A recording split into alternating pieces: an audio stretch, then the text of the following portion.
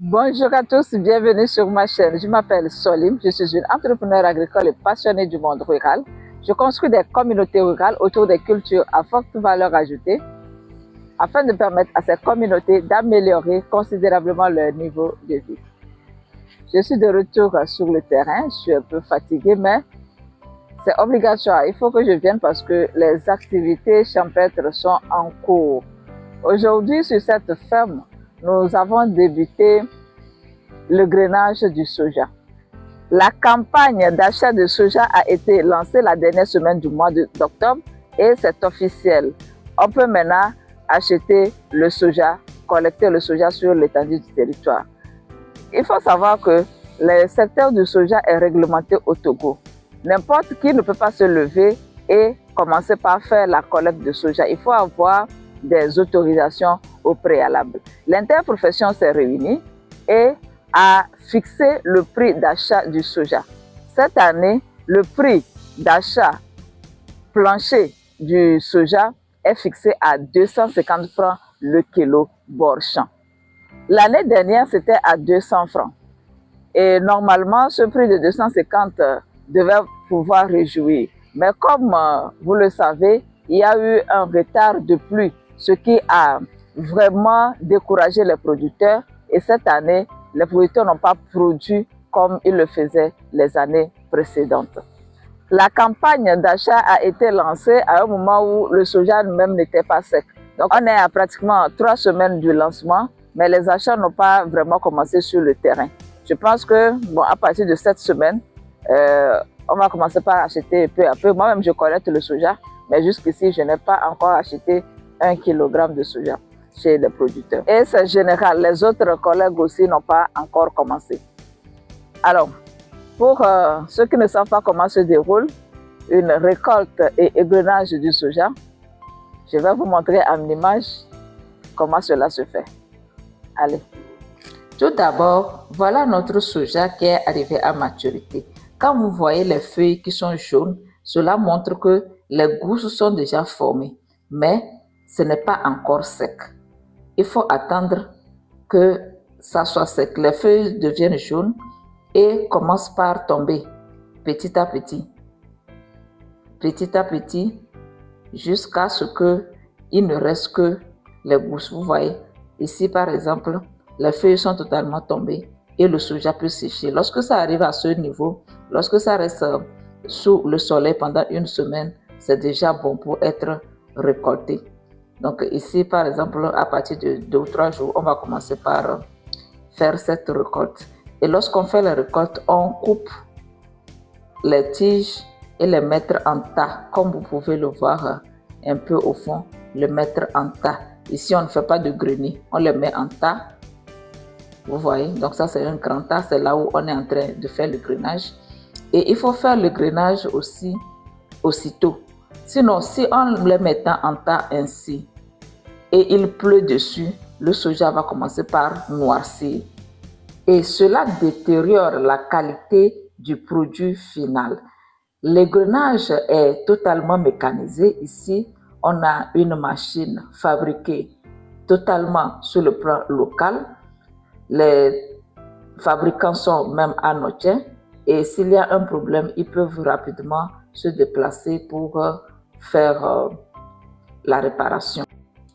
Cette même machine sert à faire le grainage du maïs. Le travail se fait ici à la chaîne. Il y a celui qui est au niveau de la machine et qui intervient directement à mettre les tiges de soja avec les gousses dans la machine. Vous voyez derrière, il y a aussi ceux qui sont en train de lui donner le produit. Et vous voyez la dame qui est assise là, elle fait un grand travail là-bas. Le soja même sort en bas, là où elle est assise, et les déchets sortent de l'autre côté, comme vous êtes en train de le voir. Donc, c'est la dame qui est assise qui est en train de récupérer le soja. Les deux dames avec des tiges sont en train de débarrasser les déchets qui sortent de la machine afin que ça ne s'encombre pas. de l'autre côté. Donc, elles sont en train de dégager ça pour que ça aille un peu plus loin. Ce processus est moins pénible que ce qui était fait avant, c'est-à-dire que prendre les bâtons pour taper les gousses jusqu'à ce que les graines ne sortent. Donc, lorsque la machine fait le grainage, il y a aussi une équipe de femmes qui prennent le produit et viennent faire le fanage afin de les débarrasser totalement de toute impureté. Vous voyez par vous-même la qualité du produit. On le fait de telle manière qu'il n'y ait même pas l'impureté. Ça, c'est ce qu'on appelle le soja, la qualité numéro 1. Parce que vous n'allez même pas voir une seule impureté parmi les graines. La femme rurale est encore à l'œuvre. Elles sont les plus nombreuses à travailler sur les champs ou sur les fermes afin d'assurer un produit de qualité à la population. J'admire beaucoup ces femmes. J'admire leur force, leur résilience. Vous savez, dans les villages, ça ne choque personne que ce soit la femme qui sorte pour aller travailler et venir nourrir la famille. Beaucoup d'hommes ont démissionné.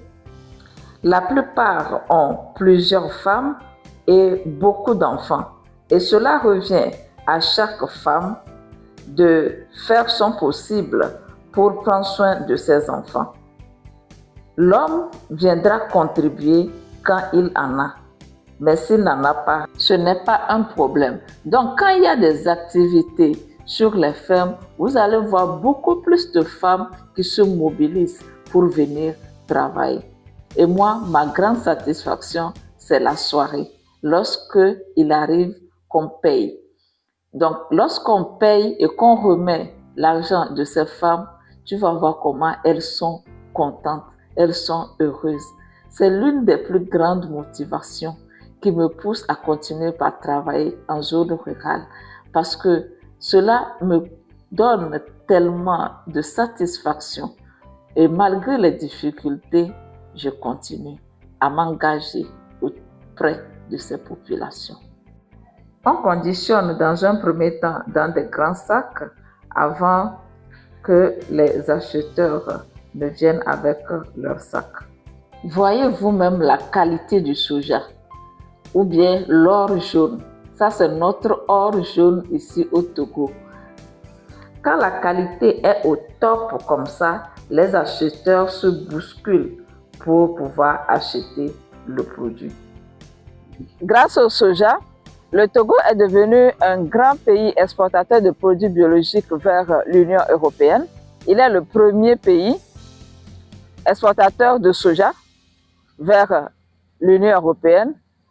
Deuxième pays au niveau africain exportateur de produits biologiques vers l'Union européenne. Et en Afrique de l'Ouest, le Togo est le premier pays exportateur de produits biologiques vers l'Union européenne. Donc, le soja vraiment est un produit phare sur lequel les acteurs s'activent pour maintenir cette position sur le plan mondial. Je reviens un peu sur les conditions de travail. Ceux qui sont au niveau de la machine ont des gants. Je n'ai pas bien filmé, ont des gants. Et celui qui est à côté de la machine même a des lunettes pour pouvoir se protéger les yeux. Maintenant, au niveau des femmes, normalement, elles devaient porter un cache-nez. Mais elles ont refusé parce qu'on est au chaud soleil là-bas. On est à plus de 35 degrés, il faisait extrêmement chaud. Elles ont dit, laissez vos affaires de cache-nez là. Et elles préfèrent travailler. Mais au niveau du bruit de la machine, je pense que si on avait des écouteurs ou bien quelque chose pour pouvoir atténuer le bruit, ça serait bien. C'est aussi ça, hein, la mécanisation. Il y a des pour et des contre.